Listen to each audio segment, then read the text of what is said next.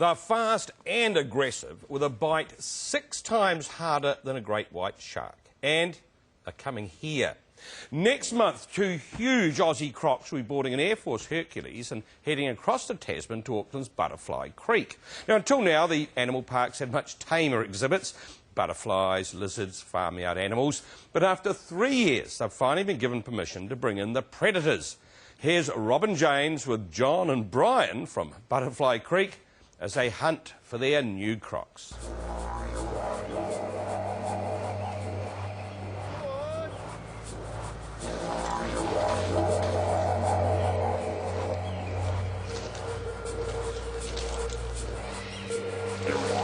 On the hunt for a crocodile, it pays to have treats.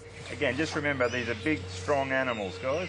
John and Brian have come to Humpty Doo Croc Farm north of Darwin, looking for 2 crocs for Butterfly Creek. They disappeared into the murky water and we had a bit of a struggle finding them and pulling them out. You've got to remember, yell out help very loudly.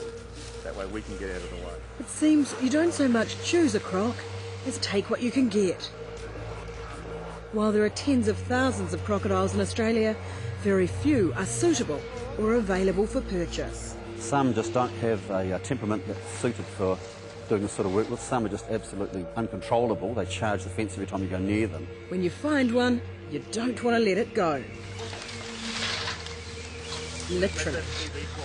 We top-jaw them, put the wet sack over the eyes, then you have to tie the jaws up so you don't see 5 or 6 people leaping on the crocodile and jumping up and down. So it's very calm.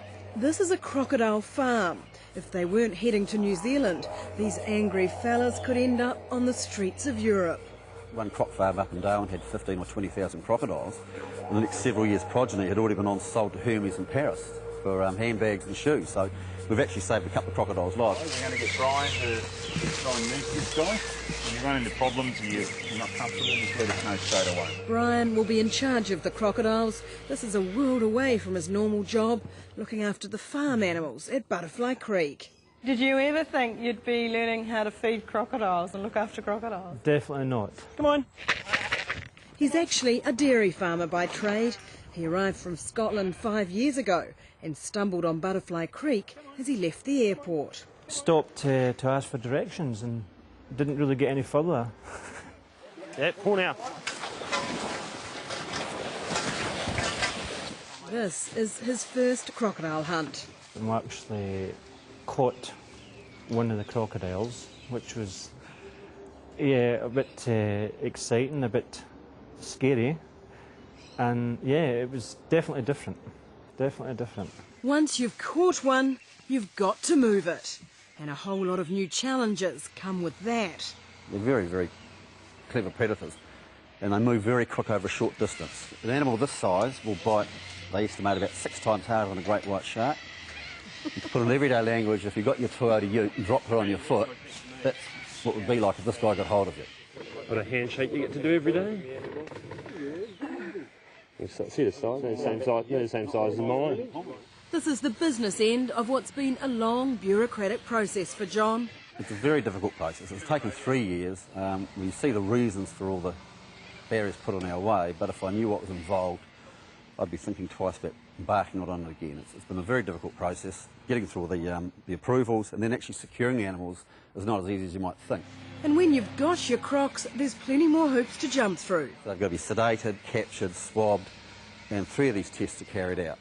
1 croc failed, so we had to find another one. The crocodiles were caught last July. It'll be April before they get to New Zealand. One of our big issues was animal welfare, like coming from Darwin, the commercial airline routes bunny hop, and it can take an awfully long time, with long time on the ground between flights, and these guys are very prone for stress.